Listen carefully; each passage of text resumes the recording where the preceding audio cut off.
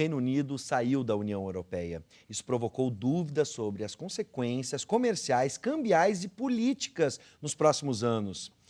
Fala-se em volatilidade das moedas enfraquecidas, o enfraquecimento do comércio internacional e dificuldades para quem visita o país, por exemplo.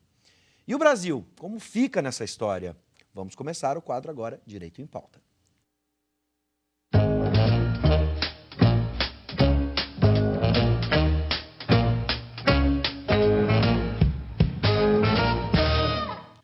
Nos Estados Unidos, Donald Trump fecha o primeiro trimestre com a pior avaliação de um presidente em todos os tempos.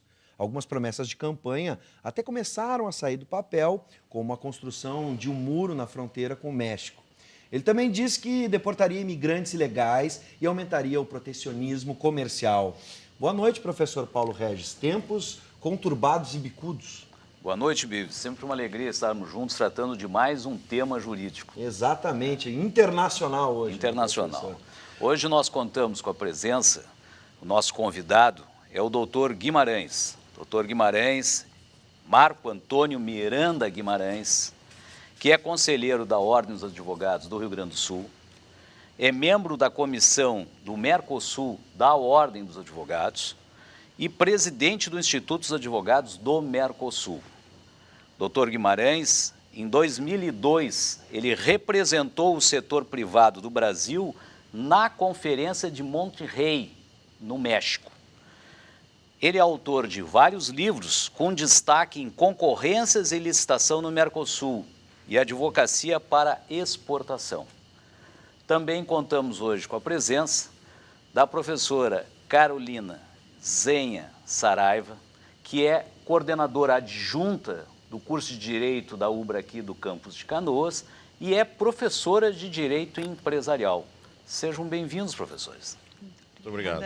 Vamos começar com o nosso convidado, doutor Guimarães. Inicialmente, gostaríamos que o senhor explicasse para o nosso telespectador o que foi o, me corrija se eu estiver errado, Brexit. Muito boa tarde a todos os ouvintes e telespectadores. E é uma satisfação estar aqui. Essa expressão é uma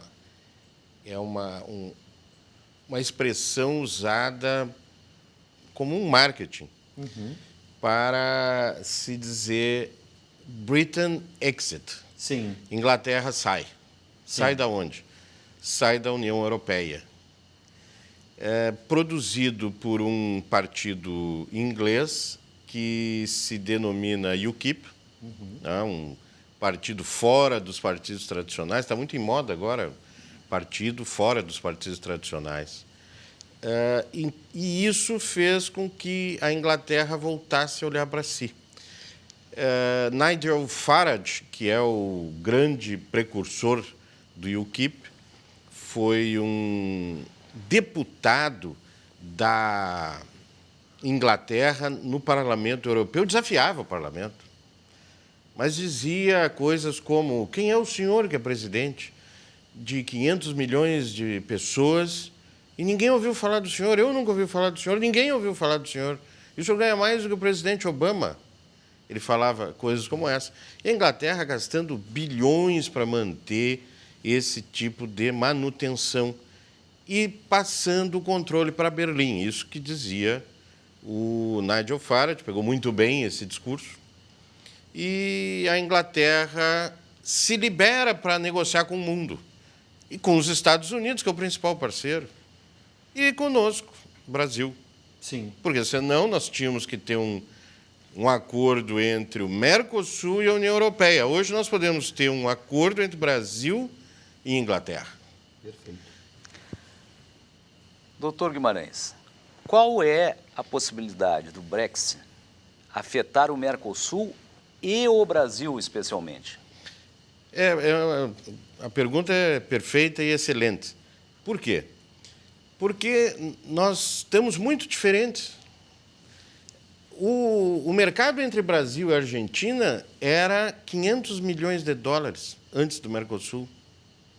Hoje são 28 bilhões de dólares. e o mercado do Mercosul a mais de 35 bilhões de dólares. É algo fantástico. Se não fosse, que dizem que a economia não funciona no Mercosul, sim, funciona. Esse dado é absoluto, não é incontestável. Outro aspecto que se tem é a integração das pessoas no Mercosul. A evolução que isso teve durante toda a nossa próprio desenvolvimento do Mercosul, como, por exemplo, vamos ter placas de automóveis, os processos que não saíam do lugar, precatórias que levavam 2 anos, hoje tem precatórias que... rogatórias que são cumprimentos de decisões judiciais brasileiras que podem ser feitas em 24 horas, 48 horas. Doutor Guimarães, talvez pelo cacoete, Bives, de docente, Sim. a gente sempre tem aquela necessidade de esclarecer as pessoas. E aqui o nosso objetivo é esclarecer o nosso telespectador. Doutor Guimarães, o que é o Mercosul, em rápidas pinceladas? Outra pergunta que é muito boa, porque o Mercosul é a união de países da região, já previsto por Artigas há muitos séculos, e Artigas previa uma união não só de economia, mas sim uma união cultural. O erro da União Europeia foi tentar transformar-se numa federação. Sim. Ele não precisa, nós podemos ser países com bastante coisas em comum. Um bloco econômico? Um bloco econômico. Restrito a um bloco econômico. Não só um bloco econômico, mas com a possibilidade das pessoas intercambiarem cultural, econômica, social e juridicamente. Eu entendo que o maior ganho do Mercosul foi o ganho jurídico. Hoje nós podemos ter uma liminar de um juiz brasileiro cumprida em Montevidéu, em Buenos Aires. Sim. Sem problema. Agora, vamos voltar umas casinhas, doutor Guimarães. O senhor disse que há uma nova relação, por exemplo, entre Brasil e Inglaterra, né? Isso pode se configurar numa oportunidade, a saída da Inglaterra e outros países também da União Europeia, pode aumentar o poder de barganha do Brasil, especialmente com as suas exportações? Certamente. A Inglaterra passa a ser um parceiro. A Inglaterra sempre foi um parceiro. Deixou de ser porque passou a ser um bloco. E eles tinham toda a sua economia canalizada para a União Europeia. Agora não. Agora eles precisam canalizar para a Austrália, Estados Unidos. E, historicamente, a Inglaterra se isolou de todos os seus aliados. Porque ele parou de ser a Inglaterra e passou a ser uma economia satélite da Alemanha e vinculada com a capital em Berlim, com o ministro da Fazenda em Berlim. Tudo isso são os ingleses que falam. E agora, voltando para Londres, é a nossa grande oportunidade, porque a Inglaterra é um grande parceiro, sempre foi um grande parceiro do Brasil, além de ser um grande parceiro dos Estados Unidos. E a união entre Estados Unidos e a Inglaterra, a Austrália, o Canadá, vai aflorar muito mais. Então, aí, com o enfraquecimento do NAFTA, que é Canadá, Estados Unidos e México, o Brasil entra como um grande stakeholder dessa situação. É muito benéfico para o Brasil. Eu vou dirigir agora uma pergunta à professora e também ao doutor Guimarães, no seguinte sentido. Essa reação que provocou a saída do Reino Unido do bloco, da União Europeia, não pode ser uma reação considerada generalizadamente como uma reação à globalização? O que a senhora acha, professora? Olha, boa noite, inicialmente. Na realidade, muitos críticos, enfim, economistas e próprios juristas têm analisado dessa forma, como um não à globalização. né?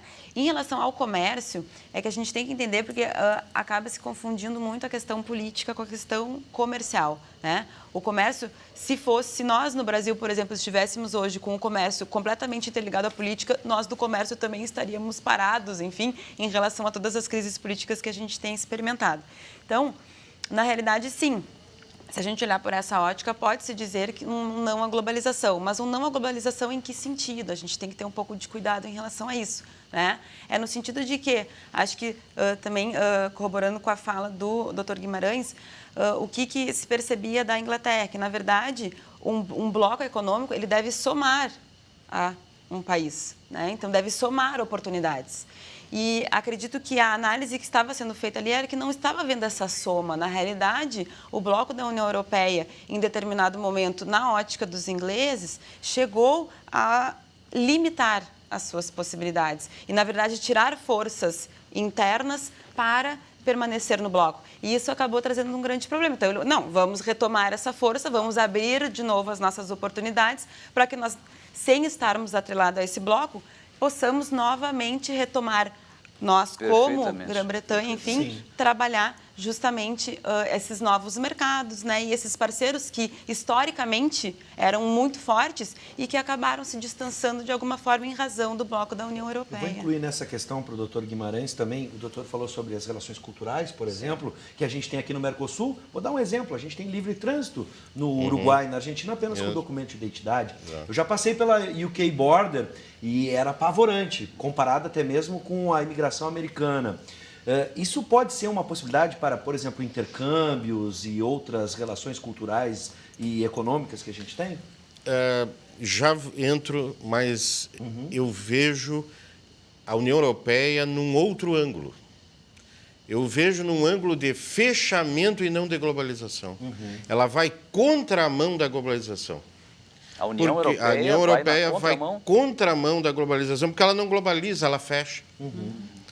Ela fecha e é uma maneira de uma guerra comercial contra os Estados Unidos, porque os Estados Unidos é um país economicamente, tanto que a BBC fez um programa chamado China America. China e Estados Unidos é um país só, economicamente falando.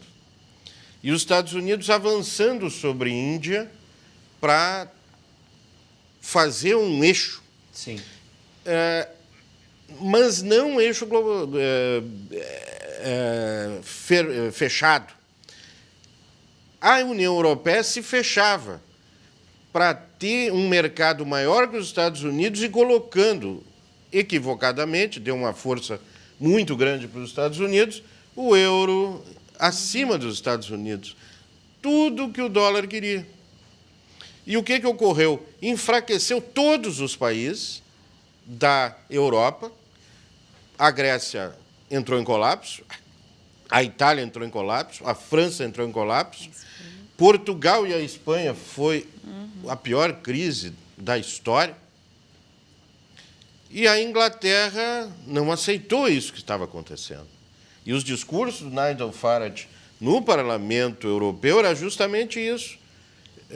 Diga isso para a Grécia, diga isso para a Espanha. E esse fechamento, aliás, impedia... Houve uma ameaça da Grécia também se retirar do bloco. Né? Sim. A Turquia já não quis entrar. Então, foi muito boa para os países que eram da ala comunista anterior e que passaram a ter um nível europeu de vida, mas eles viviam num ambiente muito mais fechado. E a Inglaterra, que era a dona da expressão livre comércio, passou a ser trancada. E hoje, então, a Inglaterra entra na globalização, com os Estados Unidos pela mão e com a Austrália e o Canadá, que são seus parceiros, fazem parte da Commonwealth. E a União Europeia rachou a Commonwealth, que jamais conseguiu aceitar essa rachadura. Infelizmente, não vai dar tempo de responder todas as questões, temos apenas 2 minutos. Fiquei aqui na expectativa se isso vai facilitar, sim ou não, vai facilitar a entrada, por exemplo, de estudantes ou intercambistas, até mesmo aquecer o mercado de viagens. Sim, vai. muito. Interessa para a Mas Inglaterra. não há um fechamento, ou seja, não há um dos motivos, e até eu conversava com a professora Carolina, nós conversávamos antes do programa, um dos fatores que convenceu aqueles que votaram, que não constitui a totalidade, que votaram pela saída do Reino Unido, um dos fatores não foi exatamente o medo de que outros povos que circulavam pelo bloco... Não são outros povos, é aquele povo. Sim. Mas, por exemplo, a França tem uma condição mais liberalista. Isso, a entrada na França, o canal de entrada não possibilitou circular também pelo Reino Unido? Sim, mas a França, o que mais aberto no mundo para entrar é a Alemanha. Perfeito. Mas o que a Inglaterra quer é dizer, entra quem eu quero. Sim. Não é quem eles querem. Entendido. Eu quero. Entendido. Porque todo mundo acaba indo para Londres. Tá bem. E não para Berlim. É verdade. Até pela língua. O pessoal costuma dizer, na vez que eu fui a Londres, que é o seguinte, para fechar, você não vai a Londres, você vai ao mundo. O mundo inteiro está em Londres. Todo mundo mora em Londres. Todas as culturas. Todas as culturas. Na mesma quadra mora todo mundo. Professor, prazer receber o senhor, doutor. Prazer é meu, Professora muito obrigado. também, professor Paulo Regis. Temos um próximo encontro em breve com o Direito em Pauta. Sem dúvida. E já está tocando música aí na Queremos língua agradecer inglesa, né? a presença dos professores. Bives, até a próxima. Até a próxima.